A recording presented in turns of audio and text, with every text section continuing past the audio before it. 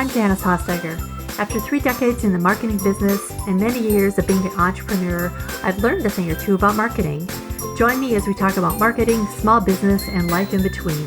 Welcome to My Weekly Marketing.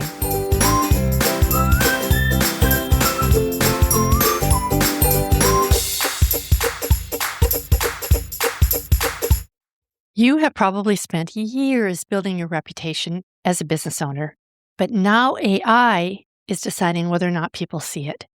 The world of public relations is changing fast because today credibility is not only built through traditional media, but it's also built through the signals AI tools pick up about your business online. And whether we like it or not, tools like ChatGPT and Perplexity and Google's AI overviews are starting to shape who gets recommended and who gets overlooked. So, how do you build authority in a world where AI is helping influence visibility and trust? Today, I'm talking with PR strategist Cyndee Woolley, founder of C2 Communications, and she has over 2 decades in the PR game. She was doing press releases and media placements long before AI was a thing, and she's here to tell us how traditional PR and AI search come together. And spoiler, the rules have changed big time.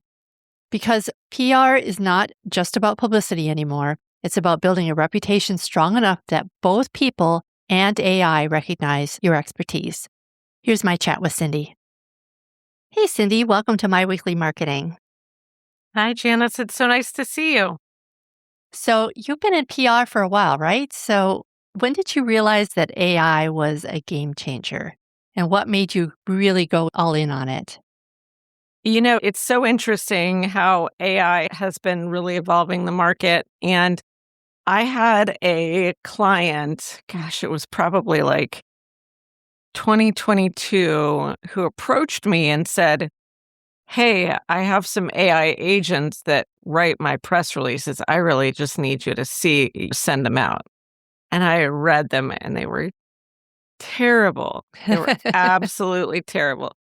So I was hell-bent against using AI for the longest time, but we really went very deep into training about 1.5 years ago to try and see how we could leverage it, how we could make it better. And I tell you, when you learn to use the tool correctly, it saves you so much time. And so, about 1.5 years, we've been all in, obviously.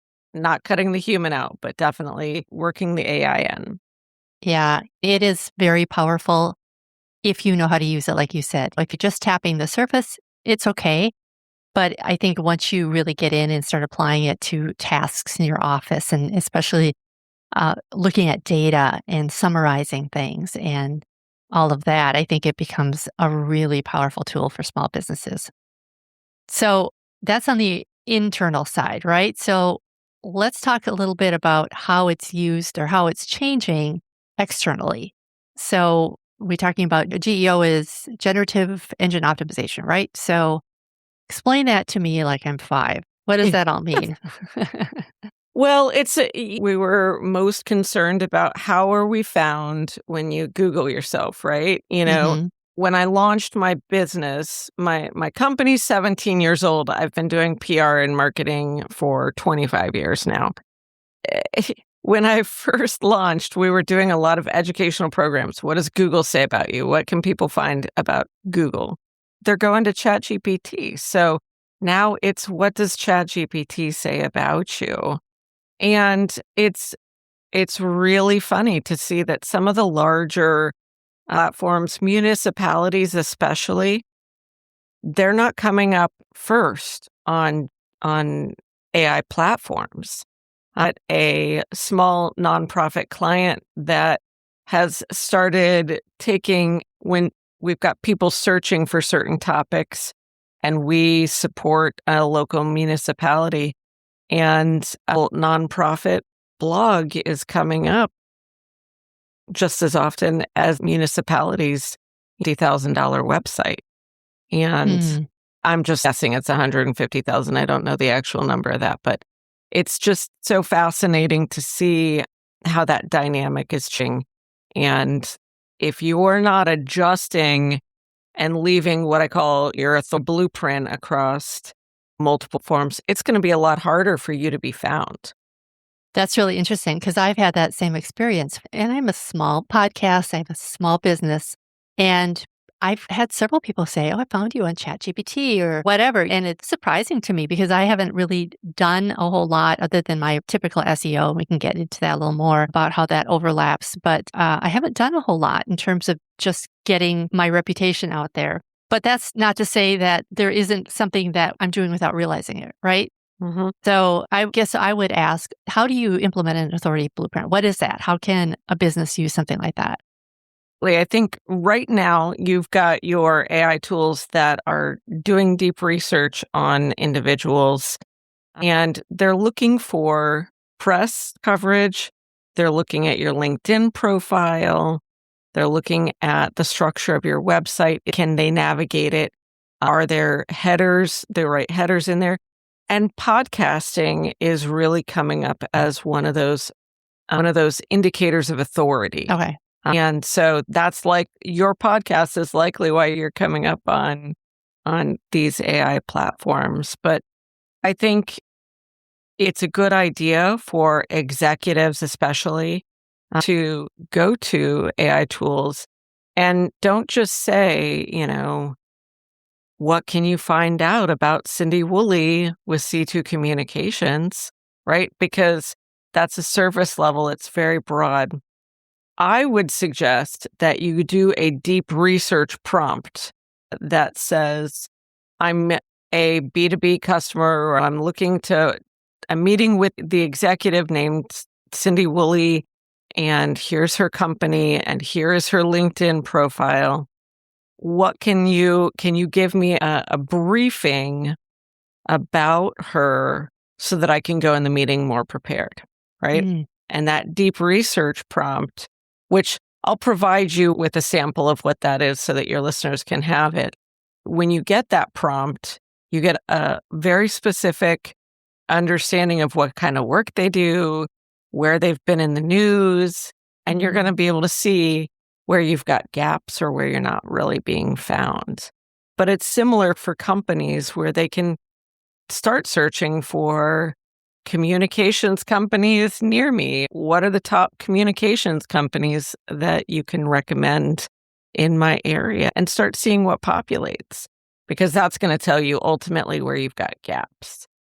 Once you do that, though, now you need to build your authority foundation and set your sights for creating and optimizing your content moving forward, maybe making some changes that make a little more sense on your past content.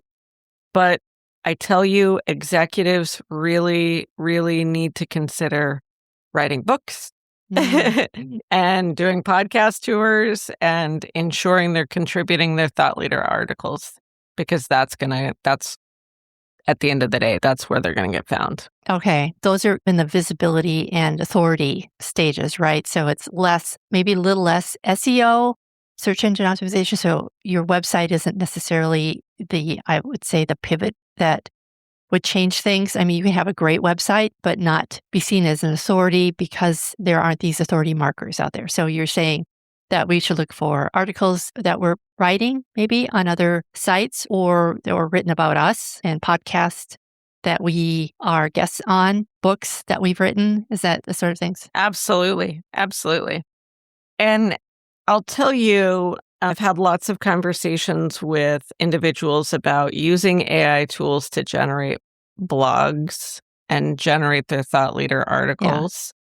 Yeah. And I think that there's a very valuable way to use AI to get the brainstorm, but you can't leave the human element out of it, because the thing that's going to set you aside is the locality. It is your specific knowledge set, and it's what you know about that community, right? So your thought leader article that has real insights, real human insights about knowledge and leadership, the things that are said in the meeting but not written down for AI to generate from, those are the articles that are going to be really the strongest. And that's the kind of level that you're going to need to be thinking on now. So I guess it's really going to up the game. So, yeah, I think you're absolutely right. Because I can usually tell if somebody has really thought it through versus being very surface level, which a lot of blog content honestly is. A lot of blogs out there just don't go deep. What about the location? Does it matter? I mean, if we publish something on, say, Substack versus our website, are there authority markers like there is with domain authority, like there is with SEO? Or does it seem to pull randomly, or does it pull from everywhere and then look at everything? Or... Yeah, definitely. You'll definitely see news outlets ranking high up there as sources that have high authority, but it will crawl your website. So everything you can put on your blog, on your website, that's high level content will be helpful. And something that I advise my clients too is if you get an article, if you get something in the news or a notice that might be not heavily publicized on an external platform, but it's a blip out there, put a little blog introduction to it and put that link on your website. And now when AI is crawling your website, it will find that article more easily. It'll find that recognition more easily, or the different pieces of the puzzle that you're putting out there. Okay, so if you wrote something on another site, is that what you're saying? And then shared it on your own site with an intro. And so that doesn't throw flags for Google that having duplicate content out there? You don't want to copy the exact content and you don't want to put the entire article. But if you put a 2-paragraph summary of the article on your blog and then a link back to the original content, now you're not going to get flagged for SEO. You're going to have more authority because it's going to appear more and it's going to be easier to find. Okay. Good tip. So you have a 4-step process, right? For working with AEO or GEO. I'm already confused. I know. Between AI and Geo, it's definitely hard. Yes. We've got a 4-step guide. We've talked about 2 of the steps. Okay. So step 1 was audit your digital footprint. Okay. So that's when you're going to go do a deep dive on how you appear. Then you're going to build your authority foundation. Mm-hmm. Step 3 is earn external validation. That's where I want you to pursue actively third-party mentions, expert contributions. Having a podcast tour now is even more important, right? So you're producing your own podcast, which I have my own podcast too, which I love because I have such great conversations, but reaching beyond your existing platforms into other parties. Sure. So those names are going to definitely help you. And as much as PR people are afraid of AI at the time right now, just pushing press releases and getting some media mentions about your clients right now is going to help them get noticed and racked up on AI so quickly. So I think that's exciting right now. And then I guess I kind of skipped ahead to step 4 with create a connected presence, making sure that you're putting all of those links together and you're sharing the third-party mentions, you're sharing the articles where you're quoted, and you're creating all of that so it's cross-referenced on your content. Gotcha. Okay, I'm going to hop back here. So let's go back to audit your digital footprint, which we talked about a little bit for sure. So what happens if some of that information comes up and it's wrong or incomplete? What tools do we have, or what recourse do we have to fix something like that? That's a great question. You're going to ultimately have to go back to the original source, the original website where it's at. Okay. Because ChatGPT is not storing that right there it's not going to store that and give the same data over and over. Every search is a new search, right? So if there's an error on your LinkedIn profile, go fix your LinkedIn profile. And if there's an error on a listing on a website, that's something you're going to have to go back and correct too. But sometimes you have to manage do I go back and fix or do I produce more, right? Because if you're investing your time and you're a small business owner, sometimes it's just producing more to push down some of the old stuff that makes a lot more sense.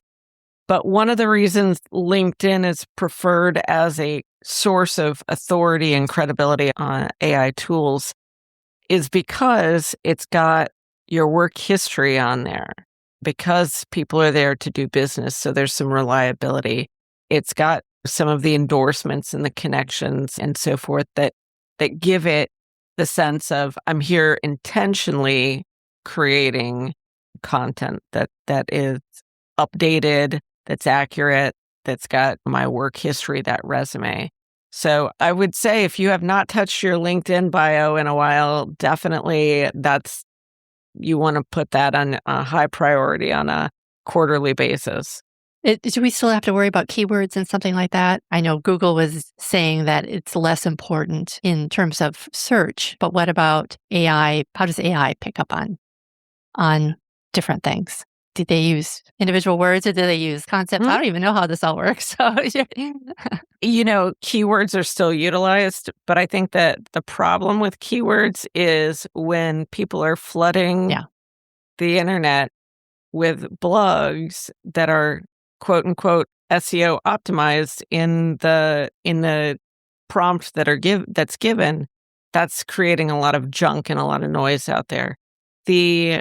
One of my clients is a real estate brokerage, and so we've seen studies come out from the Florida Association of Realtors that recommend when you're putting a thought leader article, don't just talk about the statistics in a market, talk about what can $700,000 get me for a home in this market, or what is it like living in this neighborhood? Because the questions that people are asking is changing, and that's what they're asking on ChatGPT and other AI tools. And so if you're putting the question out there and you're answering the question, you're not just dropping surface level keywords out there, you're actually providing something that's of value, that's an interpretation, that's a humanistic element that is going to give them something better to work with. That's going to increase your authority more so than just dropping the keywords of the market, right?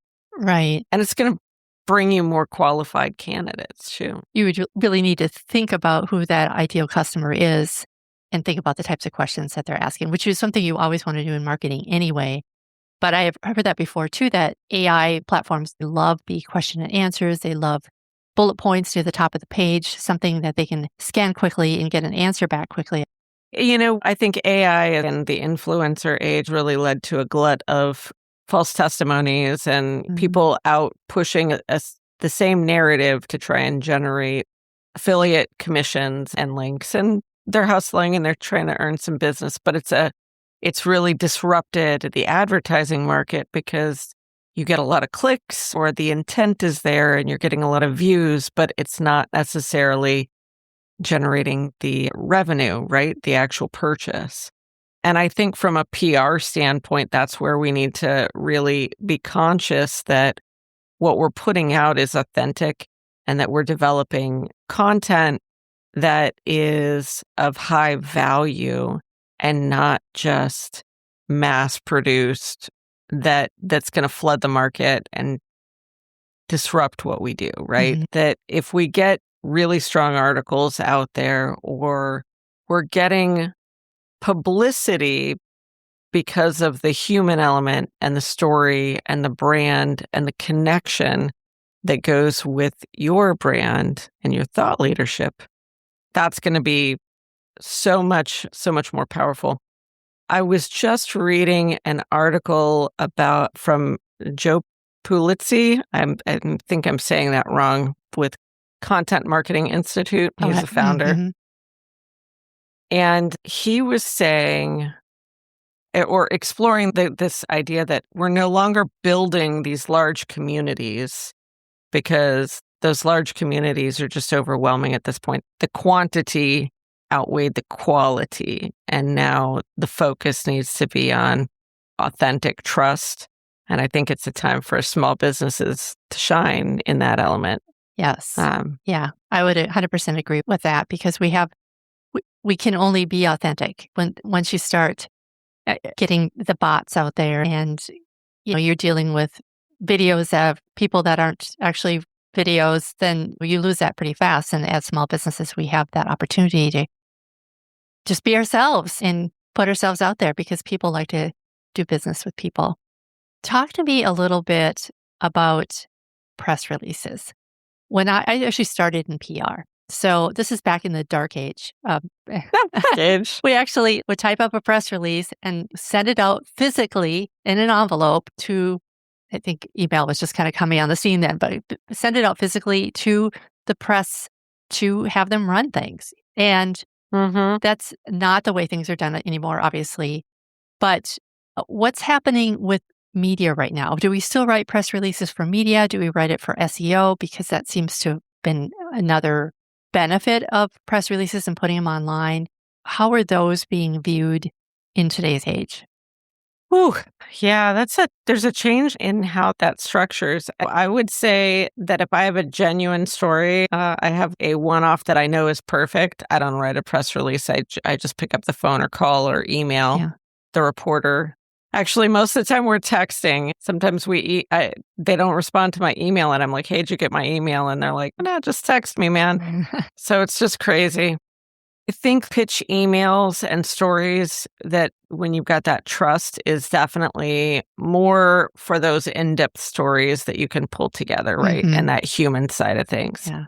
There's still a big room for the press release. I don't think that it's just an SEO tool, but it's content. So I always tell people, I'm drafting a press release, we're sending it out. It's going to generate something, but put it on your blog so that it's there, put it on your social, but don't just put it on your social, put it on there 2 or 3 times in different formats so that you're maximizing that. And I think that there is still really a strong push for press releases that get to the heart of the story, that really have something meaningful to share. We've all seen the corporate press releases that it's the mandatory announcement that says nothing. Mhm.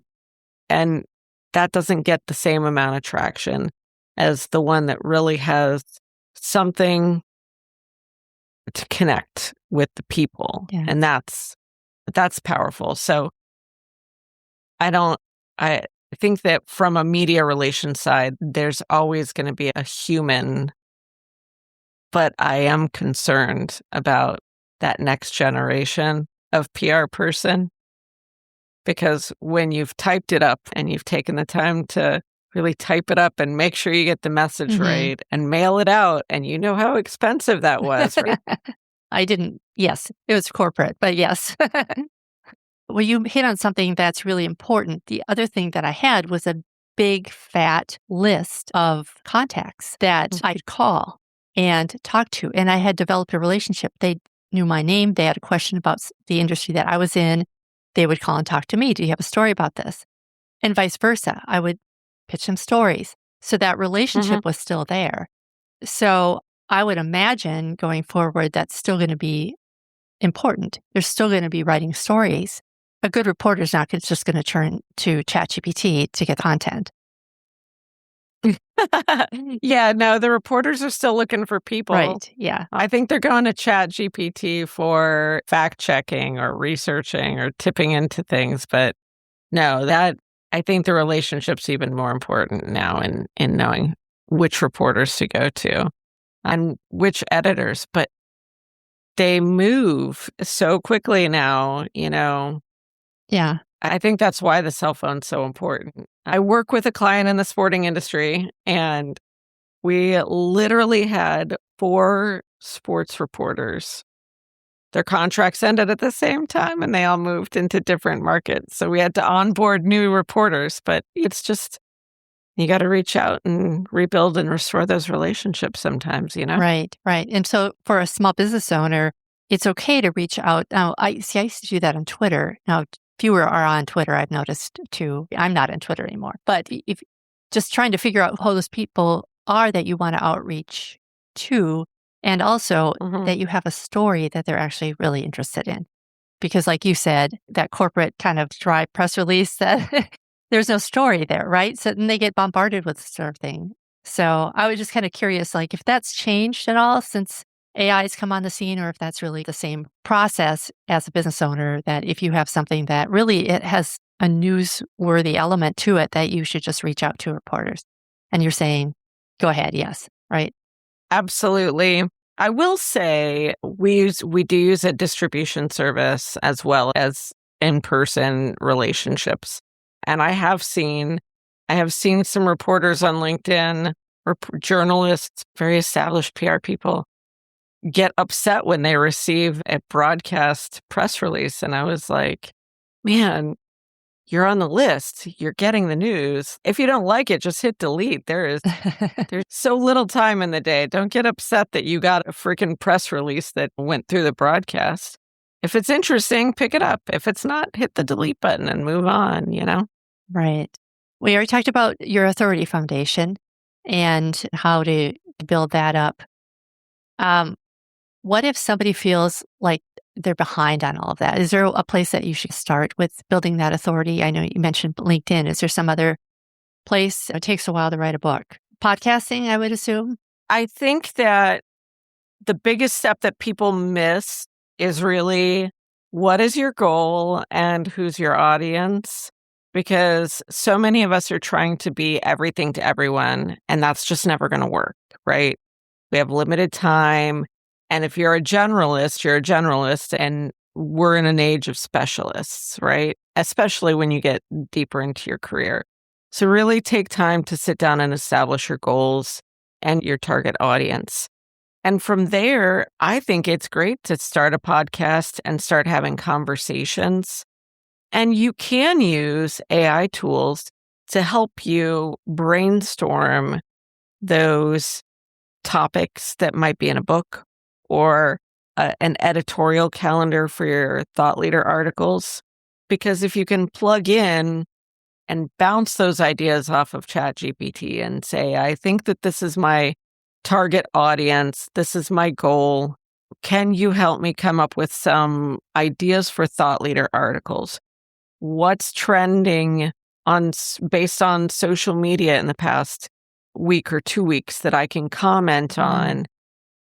That's where you can get the AI to help you narrow your focus and then be able to leverage some PR, leverage some thought leader articles, or really refine your social media presence by utilizing some of the research that's there. So I think that's the place where you really start is get an idea on your editorial, get your plan together, and get your editorial calendar kind of guideline rolling. And then find the medium that works the best for you. Podcasting, fantastic. Absolutely got to be on LinkedIn. I am not on Twitter anymore. I'm a listener. I'm a lurker there, but I'm not even that active on other social networks. LinkedIn's really where it's at, I think, right now. Mm. And it might be a good place to be for getting discovered by journalists as well. So if you have an expertise in an area, journalists use LinkedIn too, correct? Mm-hmm. Yeah. Absolutely. Okay. Step 3 was earn external validation. We just talked quite a bit about that. And then I want to go to step 4, which was get a connected presence. Is that what it was? Yeah. Create a connected presence, Okay. right? So talk to me a little more about that. What does that actually mean? Yeah. So when you're on a podcast, when you're a guest on a podcast, don't just be a guest and let them share you. You share the podcast, you share a video clip, draft a blog about it and what went well about it. Post it on your social media, right? So now you've got the authority of being on that third party endorsement, right? When you're on that someone else's podcast, when you leave the little breadcrumbs of content in other areas, it's going to make it easier for you to find. And it's a win-win situation. I love podcasting too, because it's a longer form conversation.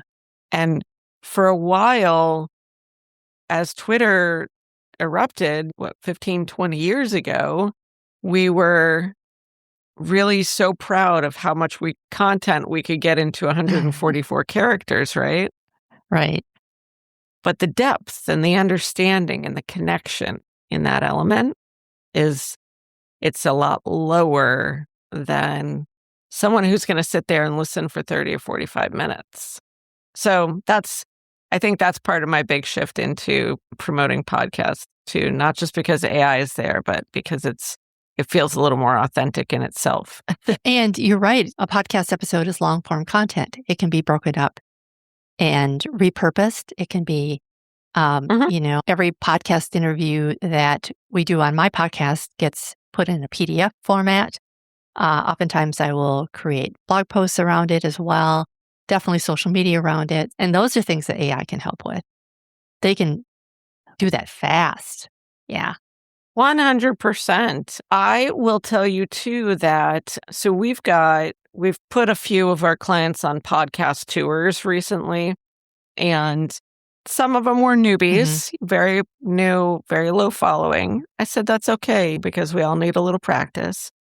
But a few of them had significant channels where they were getting thousands of downloads in a month, or they had a YouTube channel with 50, 60, 70,000 viewers. So part of this cross-connected platform is when you're capturing the video, even if you don't put the whole thing on YouTube, putting a 60-second to 90-second clip on your YouTube channel with a link back to your podcast is now boosting your SEO, boosting your GEO, and it's giving people the bite-sized content that they're engaging with on YouTube.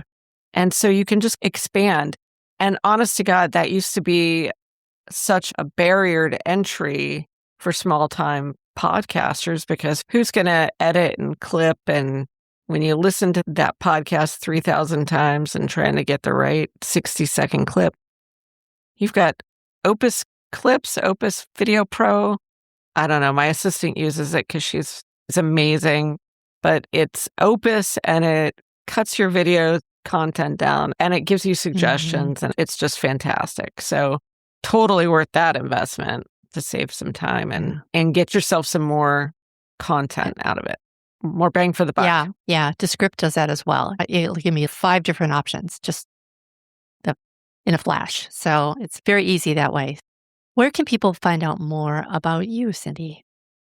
Absolutely. Look for me on LinkedIn. My name is spelled uniquely. I'm sure you'll see it in the show notes. So I'm very easy to find. One of the blessings and curses of a unique name. Just search for Cyndee Woolley, or you can go to my website, which is c2-com.com. And I'm really excited because we're taking this blueprint and we're turning it into a public impact book series. And so we are looking for some authors that are looking to get their word out, get their authority out there, and really head strongly into the next season of AI. Sounds great. Thank you so much for joining me today. I appreciate your time. Good stuff. Thank you, Jen. I hope you learned a few ways that you can use AI to increase your visibility and your authority today. For more information about anything we talked about, you can visit our show notes at myweeklymarketing.com/162. Thank you so much for joining me today. I'll see you next time. Bye for now.